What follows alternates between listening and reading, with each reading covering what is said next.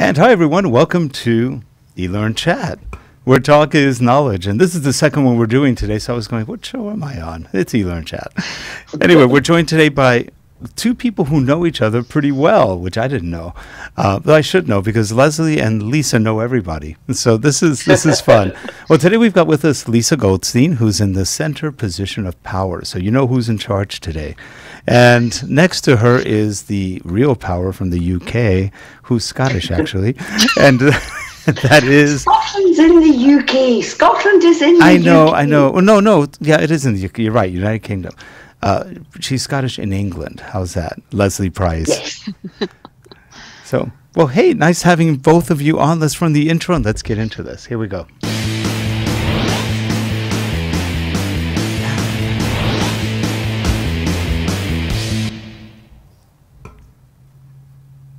A little heavy metal clip to start off the thing. Here we are, guys. It's so good to have. I'm going to relax today. This is great because you guys can both talk to each other and I'll listen and have a good time. I learned something in pre-show I didn't know. L&D Global, that's what it was called, right? Yes. Yeah. That was born, first of all, thanks for having us, Rick. This is great. But yeah, Lesley and I were chatting back in the day when we were doing a lot of eLearnChat and things like that. I'm sorry, not eLearnChat. What was it called, Lesley? The name of the Twitter chat we used to do? Oh, there was two. There was one that was run by Jane Bozart, and then there was Chat to Learn that I was involved in, and I think you got involved in too. Right, and that was such a great time. LearnChat. It was a Twitter chat. It was I think it was LearnChat. Yeah. Yeah, so that was a really great experience because we were actively involved on Twitter in having all these conversations where we were trying to solve the world's problems in the learning space. And one of the problems that kind of came up in conversation was this idea that, wow, we are just drowning in resources. I mean, what a great problem to have. But when you're trying to make a decision of, what's the best learning event for me to go to this year, or someone else that asks you the question of, well, I'm looking for something that's like a slightly different flavor than what you're going for. What do you think I should go for?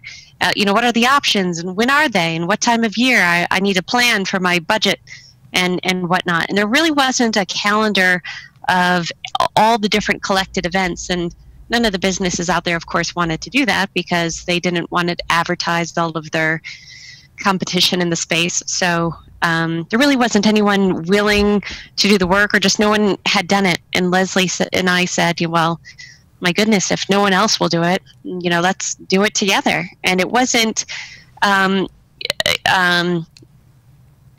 too fancy from the perspective of what we did was we threw together a Google Calendar, and we just started collecting and crowdsourcing and asking people to tell us about events that maybe we hadn't heard about, because we wanted more than just the obvious big players like the Maisie events and eLearning Guild and ATD. We wanted to know about all the learning type related events in our space. So we would crowdsource and we populated that on a calendar, and then we put together a pretty simple website that linked to that calendar and sort of talked about the concept. It was on WordPress. It was very, very basic. Right. But I thought it was such a really nice tool, and I felt this sense of not only like, wow, we've done something that matters, but finally I have the tool that I've always wanted to have. And for quite a few years it was nice that we had our own tool that helped us to sort of navigate and make decisions around the best events, the best Twitter chats, the best everything to stay active in the learning community. And then from there... It wasn't just restricted to the US, it was UK, and we also included events in other parts of the world. So Australia, for example, if they were holding events, we put them in as well. And then I think we kicked it up a notch because it had, such a nice following, and we had such a great community sense of, people around us, that not only did we want to say when the events were, but we wanted to blog about the events and share our experiences and why we liked them. So we started blogging and started talking about get ready. This event's coming up. You might want to know about these things. It'll help you to appreciate the event better. And then our favorite takeaways afterwards. And people who'd been to them would then also write. And the nice thing about it was, or certainly the nice thing about it from my perspective, Lisa, was that we invited people. We didn't keep the calendar to ourselves. We invited people to contribute to it. Yes. In a time where, 8 years ago, people weren't really contributing to that kind of thing. We were one of the people that started that trend off, I think. I really believe it. Mm-hmm. Yeah, and thank goodness for collaborative tools like Google that allowed it to be so easy for people to jump in and be able to do that so easily. And it was such a simple, easy-to-use tool, easy to consume as a user. We had nice color coordination, and it was a really good system for a while before we took the site down. Do you realize you two have the perfect... It became more and more events kept coming up, and just our different jobs just took us away from it. We'd other things that had to become priorities. And I'm listening to you guys, and do you remember, if you put both of your initials together, but just split them a little bit, have LLGP, you guys would be Lisa and Lesley Global Performance. Think about that. That's a new company name. You've got it. Go for it. Okay, Lesley, it's time to come out of retirement. Retirement is a joke. Learn-Appeal is really taking off. So, and I'm going to do another chat with that separately about Rick, because our big launch in Kenya is next week. Oh, next week already? Good. Yeah. I feel like I would be the same as you, Lesley. It's kind of funny, but retirement just in a way opens the doors to just be more active and do more things and accomplish so much. So, it's also a scary idea. People asked me the other day, "What are you going to do when you retire?" I thought, "Retire? I don't know. I don't think I could. I'd be too busy." Right. I don't know what I'd do. Either that or I'd die of boredom. So I'd be busy. So. Well, it's don't worry, Rick. It's anybody listening to this that knows me or watching this that knows me will just know it's a complete and utter standing joke. Yeah. So we're a threesome of go-getters, and I think that we're always trying to do great things, and I think Lesley and I both craved always taking things to the next level and saying, what else can we do? And I think that because the blogging felt good and it had a powerful following for a while, then we got into a space of helping individuals to be more successful, because I feel like that's the power that we had in this resource that we were offering. It was a free resource that was unbiased and helping people to be successful. And we thought, what's the next step in helping people to be more successful? And I think it's, when you're trying to help somebody to get into that learning space for the first time, it helps to hear other people's learning journeys. So I think there was at least 75 people-ish that we interviewed to hear their stories of how did you get started, and what tips do you have for other people who are just now getting started? Yeah, it was fun. I had the honor of being interviewed by you, so I was going, this is kind of cool. Yeah. So it was at the time when we were doing it, there was absolutely nothing else like it. There was nothing else, because, as Lisa said, most of the organizers of events only talked about their own events. And even if you were on Twitter chats, they tended only to talk about the subject that they were interested in at the time. And what we did with L&D Global Events was really open up things. Or I felt that that's what we were doing at the time.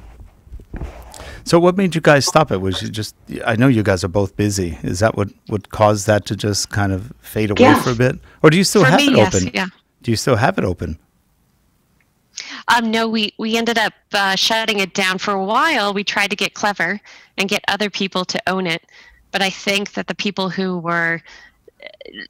owned it for a small period of time, I think ran into the same challenges that we do. Maybe it's because because we're go-getters and we're trying to conquer the world and make it better, we're attracted to the same kind of people.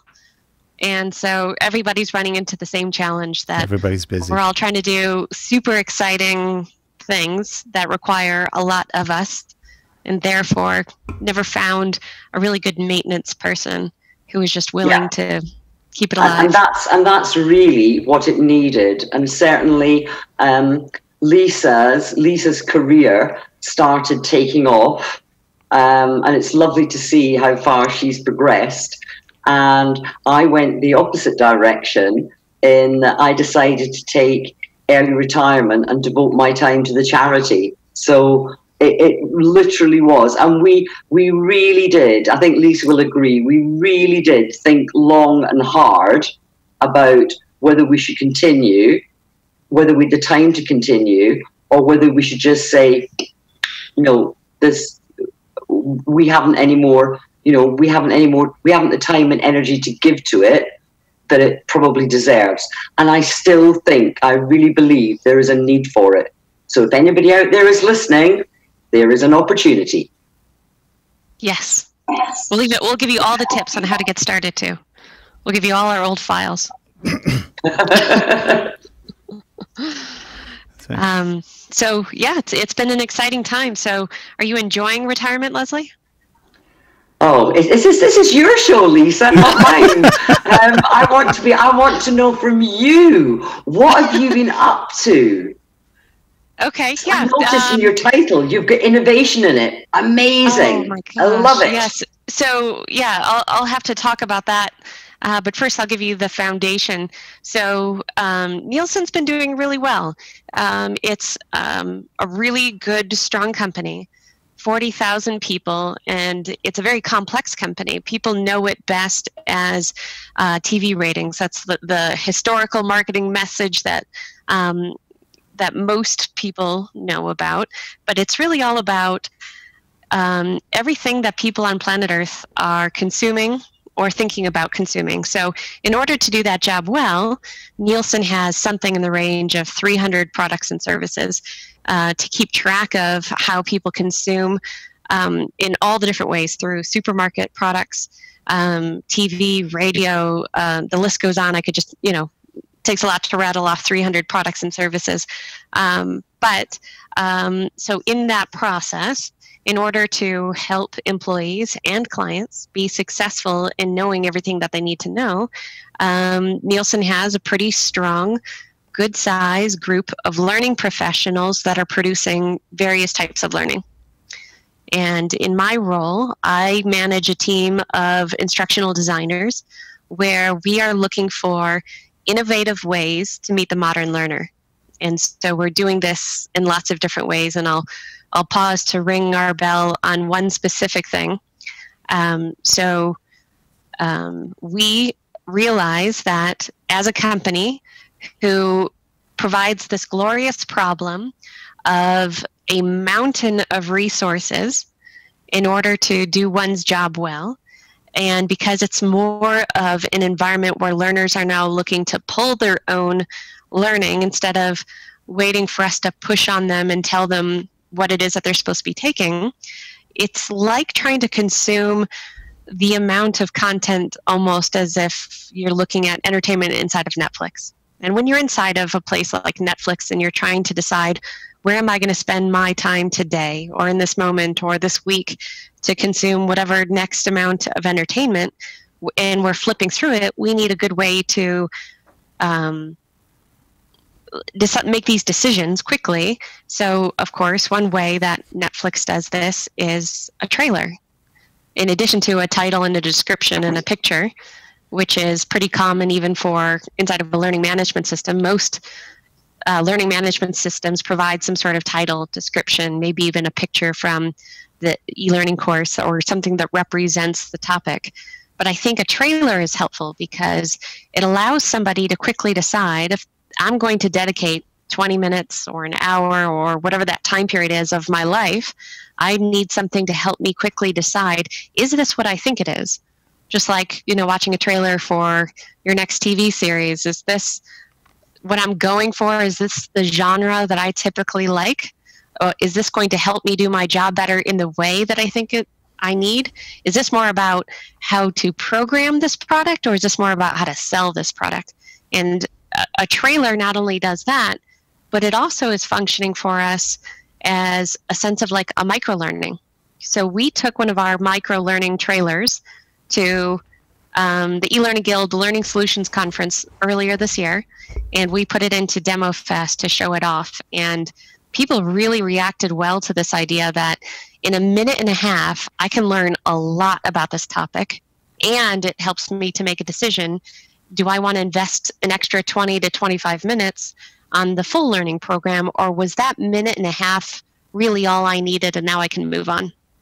And as we were showcasing this off at Learning Solutions in Demo Fest, the reactions from people were, their eyes were big, and they said, why isn't everybody doing this? This is, of course, this makes sense. This is how modern human beings like to decide if they're going to invest more of their time into a larger chunk of content.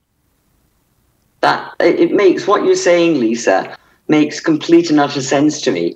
I'm going back many, many, many, many, many years ago. So when I was at university, I actually did a degree in business marketing and economics. So I had heard of Nielsen back in the day, going back to the 1970s.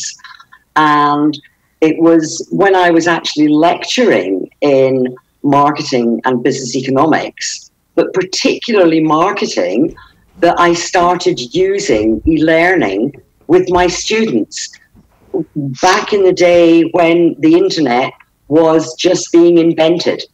So I used to set them web quests and all kinds of things that before there was all the resources that are out there now, that they could go and find their own resources.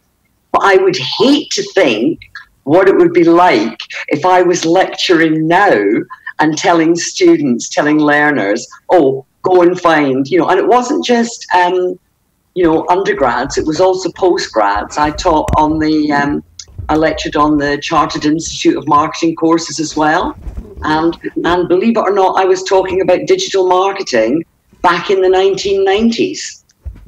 So I completely get where you're coming from, because the world we live in now is so much full of resources. Everybody talks about curation, but even curated resources are, however many thousand articles. And in amongst that, there's also lots of rubbish, lots of fake news. So it's also a different skill set that people have to learn if they're going to be in an organization like yourself, like Nielsen. How do I deal with all this information? How do I get my head around it? Yeah. I mean, you make a good point. We need curation for our curation now. So it brings up a really great point, and it segues really well into something else that we're doing. And that is, okay, so if we have this lovely problem that even just in our LMS alone of our custom learning opportunities that we've developed over the last decade, that we have over 3,000 custom learning opportunities that we've built for our learners, which is such a mountain of learning. The next problem that we have is the best way that people find information today is through a search bar. And our LMS starts to feel a little bit like Google.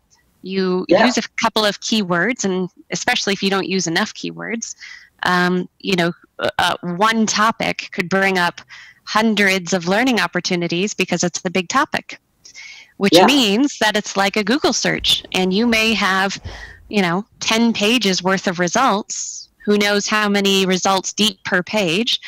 And if your perfect gem for that thing that you really need is on page 3, oftentimes human behavior shows us that most people aren't making it past page 1, because if they don't see that immediate result as one of the top results for themselves, they give up quickly and they say, there's got to be a faster way than to hit the next button, go to the next page.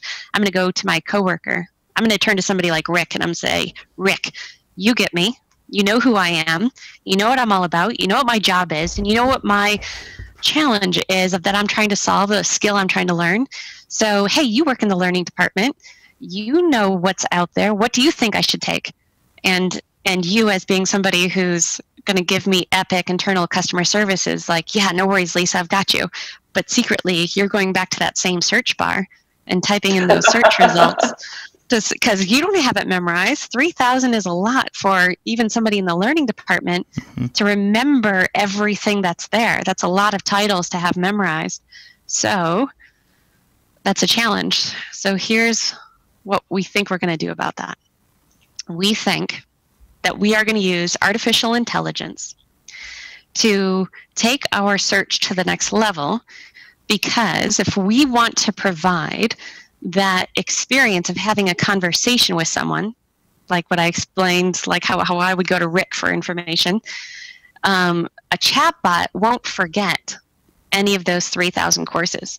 And if we can get it to do a good job of asking questions, to understand better who you are, what kind of tasks are you trying to accomplish, to look for content in a way that's better than just searching for keywords, we think we might have a secret sauce kind of figured out here to help somebody. And we can understand how they want to learn. So we can also search more effectively to help decide, is something custom that we have the answer? Is something from one of our third-party resources like GetAbstract or Harvard Mentor Manager or any of the many other resources that we turn people to? You know, is that the answer? Is an instructor-led opportunity that's coming up the right answer? So hopefully we can do a better job to connect people to the kind of learning and the right learning that they need in the moment. And how's that working out research-wise?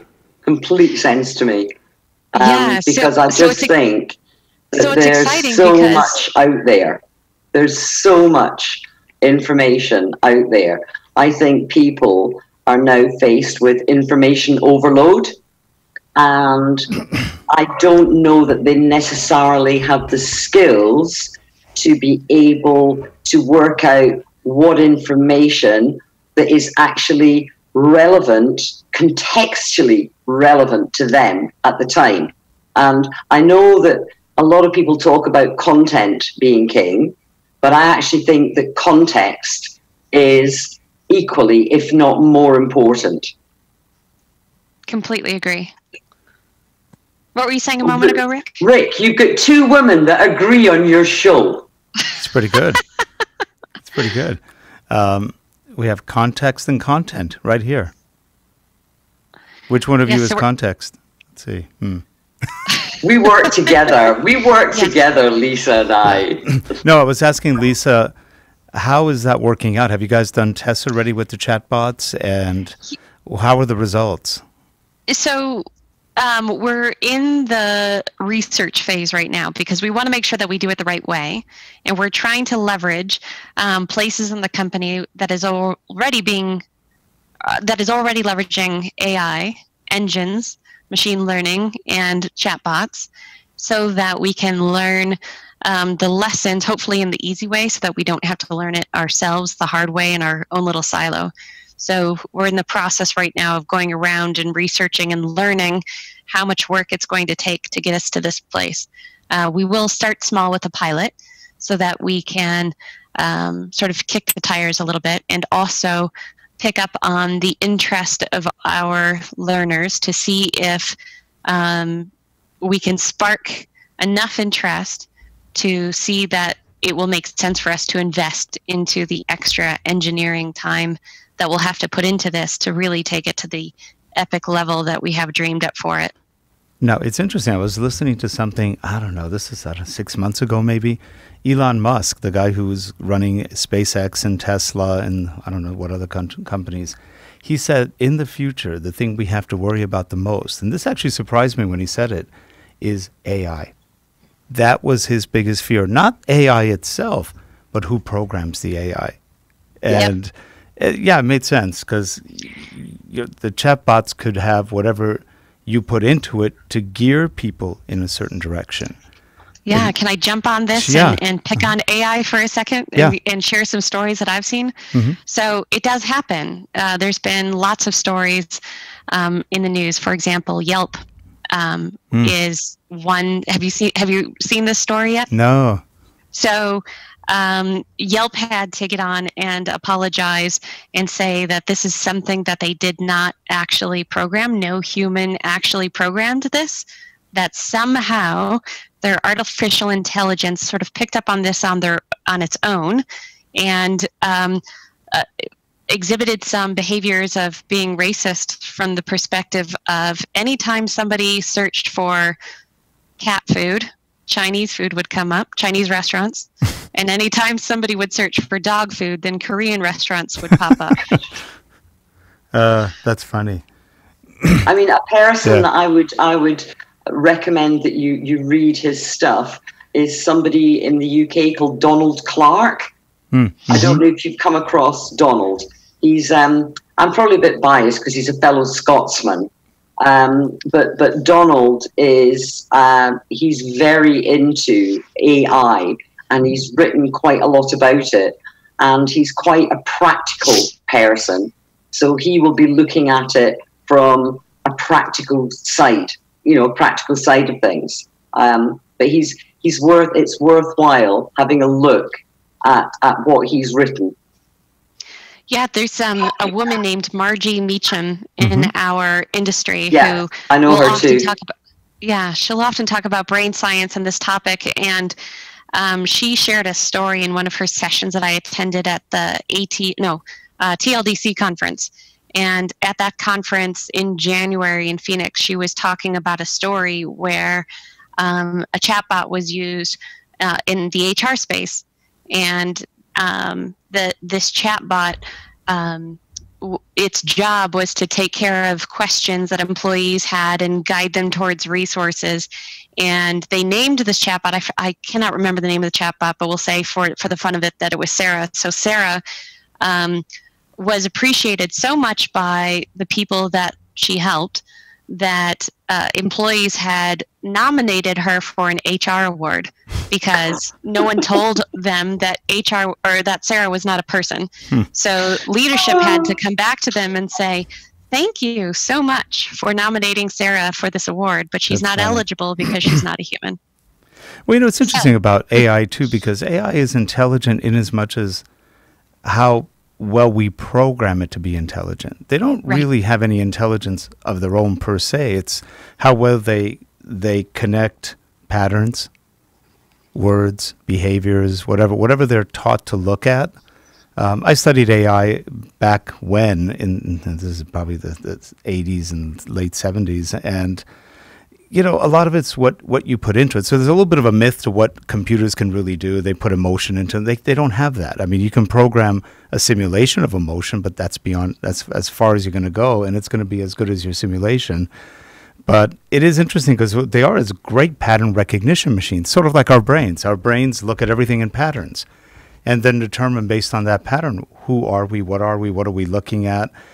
And Margie, I know, talks about this too, is that, when we perceive something, we're perceiving it at different levels of perception as it comes into the brain. This is all happening in sub-seconds. And so, one of the common stories is you're walking down the street, you see something green wrapped up near you. And the first thought is primal brain, snake. And then as you get closer, a little bit of adrenaline is pumped. And then you get closer, and the second part of the brain now sees a much more clear image and goes, oh no, garden hose. And by the third part, you know exactly what it is. But so we have in our brains sensors that look at something from not so fine to fine. And we define it sometimes 2 or 3 times until we figure out what it actually is.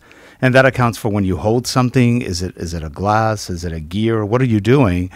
And then as you more touch it, you realize, it is this. And we can really interpolate all sorts of things. And that's what they're teaching computers to do in the AI, is sort of interpolate like we do from patterns to other knowledge, words, recognition, And then it ties it all together, and then it remembers, like you said, all the things that we don't remember ourselves because we've got just too much stuff coming in at all times. And it is fascinating. So I think AI could be an issue, but it really depends. How much do you really, really program in it? And what are the programmers really sneaking into it? Because, programmers will be programmers. It's what they do sometimes. So that's kind of fascinating to see where that all goes. There's a lot of, like you said, heuristics already in place. And then it's just a question of how well are they applied and how do we take them? How do we respond to them? I think an awful lot of that, Rick, is going to, if you, when I think back to when I first started using technology in the 1980s, I couldn't, I was working off an old computer which had proper floppy disks, not even the hard 3.5 inch. It was, 5 1/4 floppy disks. And, we didn't have anything like the capacity we have now. And when you look, and when you used to go to a big computer center, it was rooms and rooms and rooms of servers. And when you think that our mobile phones have now got more technology in terms of capability than that. But you're right, technology is only ever going to be as good as the information that you put into it. Well, it's funny you say that. You could put a terabyte of information into your phone, into some small device, a laptop. Laptops now routinely come with about a terabyte, maybe half a terabyte, maybe 2 terabytes. Terabyte. And, my wife, Lesley, she worked at Teradata. This is back in the early 80s. Teradata was the very first company in the world to have a terabyte machine.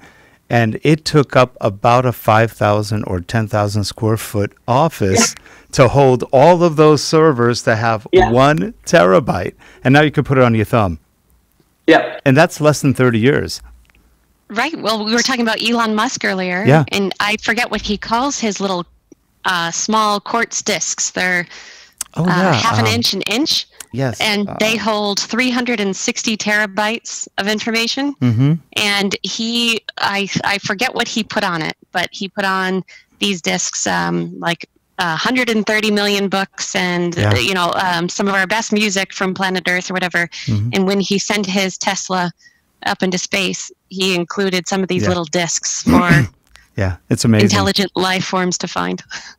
Yeah, it's pretty cool. But something like that is it's only ever going to be as good as the questions. It's a bit like kids in school. If you've got teachers, and kids are doing exams, young people are doing exams, they're only ever going to be able to perform if they actually get the questions right. It's not so much are you getting the right answer, but are you asking the right question?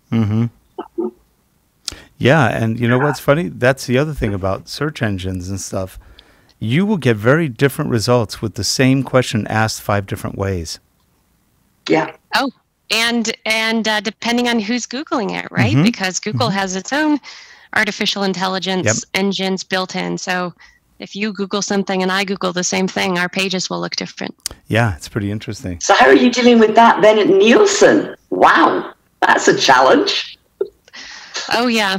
Big data is quite interesting. And Nielsen actually does a really, really good job at it. And, our biggest clients are companies that can benefit from that big data. And what does it mean? What do we do with that? When I put products on the shelf, where on the shelf does it make the most sense? And what time of year should I put this product on sale? And definitely lots of interesting things to do with this big data. Well, recently we were selling some cameras, some excess cameras we had on eBay. And we started at a slightly higher price just to see who would be interested. And then we started going down. Like maybe every 2 days we go down $50 or $30 or whatever, just to see. And when we got to a certain point, like we went down 4 or 5 times on some products, all of a sudden eBay would say, cameras that sold in this category or this particular camera sold for $1,000 to $1,150. And you are now $200 over. And it's interesting. So we lowered it to what they said, sold like that. And you just go, wow, that was pretty good. You know what else is interesting is the move of residency. I feel like I'm stealing this word from Tom Spiglanen, who taught me this term, but this idea that residency used to be a lot easier with where you would go to buy products. That it wasn't that long ago where if you wanted to buy something and save a buck, there was only a couple of places you would go. You go to Craigslist if you want to pick it up local. You go to eBay if you want to bid for something online and get a deal. Now, the amount of places that you have to go to buy or sell, even even for local things, there are just so many places between Facebook Marketplace and Etsy, and the list goes on. Way too many to list in this moment, but it's interesting how there's so many options now. We're drowning in options. Yeah, it is interesting. But then how do people know the best place to go? They ask other people. Right. And also, so there's we're the other back, thing. in some ways, even though we've got all the options on the internet, very often, I don't know about the world you work in, Lisa, but very often people will actually message me or email me and say, "Oh, I've seen all of this. What one do you think is the best then, Lesley?" And what's your opinion, Lesley? Where do you do in the UK? Where do you go shopping? Do they have Craigslist? Do you do Facebook Marketplace? What do you do? What do I do? It varies. It really does vary. Invariably, I'm looking for things now, immediately. Yes. But so Amazon Prime, I want it delivered tomorrow, please. Yeah, speaking of which, Rick, you're in California, you're by LA. Yeah. Are you in an area yet where you get the Amazon 2-hour delivery window? We can get fast Amazon here. Yeah, we have some products that we can get out here in 2 hours. Not all, but we're pretty close. We're only 50 miles from LA proper, which means we're a suburb. We're very close to LA. And that's actually like a 2-week drive on a normal basis. But, usually if it's not crowded, we can get there in an hour. But it is busy. On the other hand, Lisa, when my daughter got married 3 years ago now, she bought her wedding dress online from China. Oh, that blows my mind. Oh, what do you do? Did she get lucky the bought my first mother time of the and bride it fits dress and it worked? Online, and then we had them altered by professionals locally who made them all fit. So I think you can actually have a combination. Well, also, there's one more thing that a lot of people resist, I guess, with internet purchases and everything else. We still have malls. We still have a lot of retail operations. And they've done studies that people really like being around other people. So they don't just want to go and shop, but they want to go hang out. And that's I feel like there's still products that I want to touch. Yeah, you want to feel, you want to smell it. The fabric feels like, yeah. Yeah, like let's say you want to buy a shampoo. You may not like every shampoo, and you don't know what you're ordering on Amazon. Say, I don't know that brand. And then you buy it, and you go, ugh, and you send it back. And that happens all the time. You need to look at what's happening to retail in the UK, because retail in the UK, high street retail, is absolutely suffering at the moment. Yeah. Well, a lot of places are all over the world, but if you go, I don't know how Amazon or some of the others make any money, for example, selling shoes, especially women's shoes. I know many people, women in particular, who buy 5 pairs of shoes at once and return 4 of them. I would love to know what the return rate is. Oh, it's humongous. It is. I've read somewhere it's like 60% or 70% on shoes, for example, because people try it, doesn't fit, then they send it right back.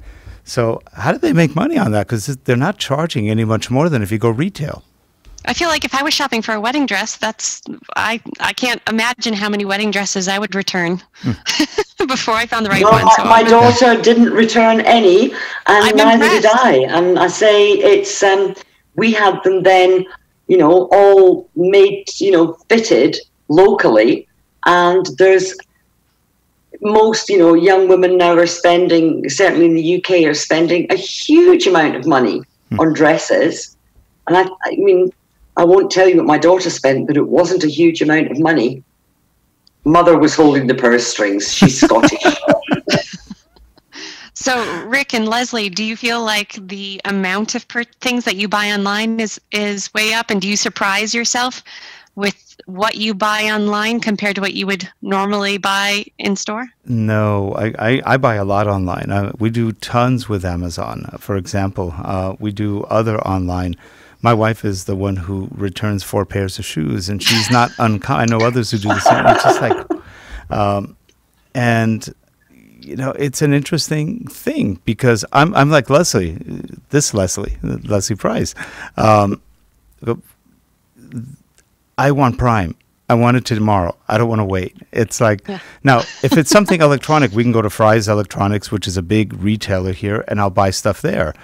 But that can't return as easily. So I want to go to Amazon only because if I don't like the product or if it's broken or whatever, so we have gotten products received that were damaged. They take it back with no questions. They're easy. You go to a retailer, you may get harassed for an hour just to return some stupid piece of whatever. And so Amazon makes it easy. And where I live now that I've moved into a rural part of South Oxfordshire, there are maybe half a dozen shops in the village.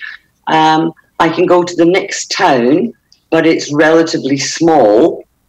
In order to if I want to do any major shopping, I've got at least a 35, 40-minute drive.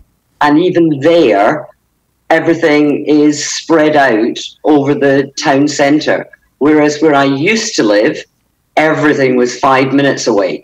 So I now, just because of my location, I'm doing far more online. Here's another thing. For example, and women and men both have different sizes. You could be tall, you could be very short, you could be wide. And you can't find that in local retailers often, but Amazon has it. Absolutely. And the reviews are great too. I think that they're getting better. I think people in general are getting better at providing the right kind of reviews because they understand what people are looking for. So I feel like as I read reviews, people are doing a better job of saying it fits my wide foot or my curvy body or, you know, whatever, and really helps other shoppers. Yeah. So I'm going to ask you another question, Lisa. I'm back to work. So with all your 3,000 courses, yes, you brought up reviews. Do your learners review the courses?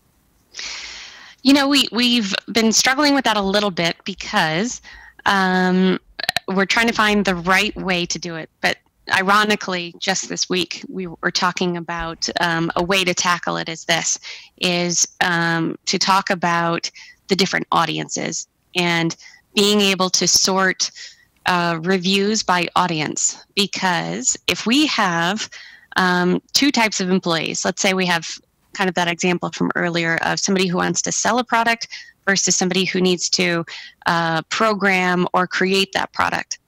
And they're using a keyword search for the name of this product.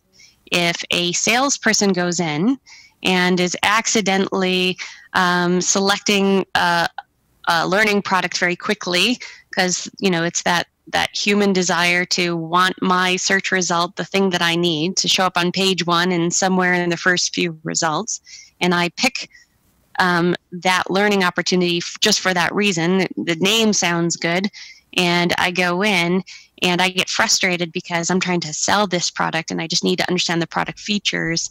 And I might unfairly review this learning program to say I'm unhappy because it didn't teach me what I needed in order to sell this product. A programmer might come in and through the same product, through the same learning product, say, this is perfect. This is everything that I needed, top stars.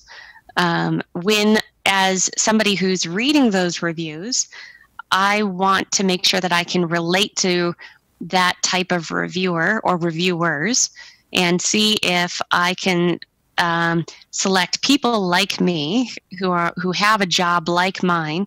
What do they think of this program versus what does the mass population think about it? Because then I feel like the reviews are more helpful. And anytime you get programmers and engineers, they're Asperger's. So, yeah. So no, interesting. I just wondered if when you got so many to choose from, if you were actually considering and thinking about reviews. Yeah, so yes, the answer to that is yes, and that's just been a challenge that we've had previously, is how can those reviews be more helpful?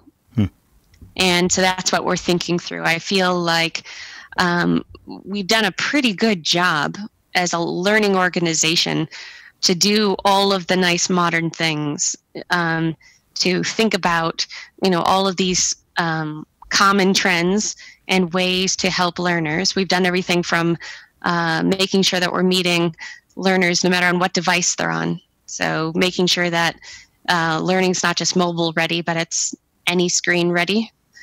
And and to your point, how can we help people to rate content? We've just run into some snags along the way, and we're getting smarter and figuring out how to take it to that next evolution process of how can we do those trendy things but do them even better. Yep. And with that, you know what? We are out of time. No, interesting conversation. Thank you, Lisa. Lisa, you come back again? Yeah, of course. That flew by. That flew by like we've been on for almost 50 minutes, 45 minutes. We need another hour. I know, we do. Let's have you on again. You're always fun. All right. Lisa's always I'm good yours to when you have want me. Okay, great. Well, we're so glad you could come on. Thank you much for taking time. And by the way, Lesley, your audio was impeccable today. Oh, thank you. I don't hear no any background noise today. I hear no sound at all out of yours other than your voice. It's beautiful. So excellent. I must be doing something right. Oh, you're doing it perfect. I was halfway through the show, I go, her audio is perfect today. We're having issues with, Harold and I did work on it. Yeah, you guys did a great job. Was it the construction of your new renovations? It could be the lines. You know what? When you go across the pond. I had to stop using my desktop and then go onto my laptop. And then at the same time as I was on the laptop, I had to shut down the desktop PC and put my iPad away from it and put my phone away from it. I live in a very rural area. Yeah. And so all those fun, and going over the pond, that's a lot of mileage to get here. Yeah. And we hear noise every time we go overseas. There's always some sort of digital noise. It's the pond and all the way across America as well. That too. Yeah, that too. So anyway, no, everything was good. Well, it's nice to see you again, Lisa. Look forward to seeing you soon. Are you going to DevLearn this year? I'm not sure. Might not go to that one, only because there's been quite a few that I've already been to. Okay. So TLDC was fantastic. I recommend that one for future years if you see that one. That's my pal Brent, isn't it? Yes. He's part of organizing it. Yep. Brent Schlinker. Mm-hmm. And my team is mostly located in Florida, so Learning Solutions was convenient for the team to come and check out that event. So that was a good one earlier this year. The very first TLDC meetup in London is taking place on the 21st of June. In London? Are they doing a show in London? Not a conference, just a meetup. Just a meetup. And it's being organized by Joe Cook. And I think your Joe Cook is going to be coming on the show. Yes, I think she's scheduled. I'm not sure what day yet. Yes, she is. Yep. She is. That's great. Well, it's so nice to catch up with both of you. So nice to see you both. Yeah, it's fun. You too, Lisa. Okay, take care, both of you. Yeah, and if you're watching the show, have a good rest of your day. Yep, please subscribe, give us feedback, and we will be on next week again. Have a good one, everyone. Thank you much. Take care. Take care. Bye. Bye.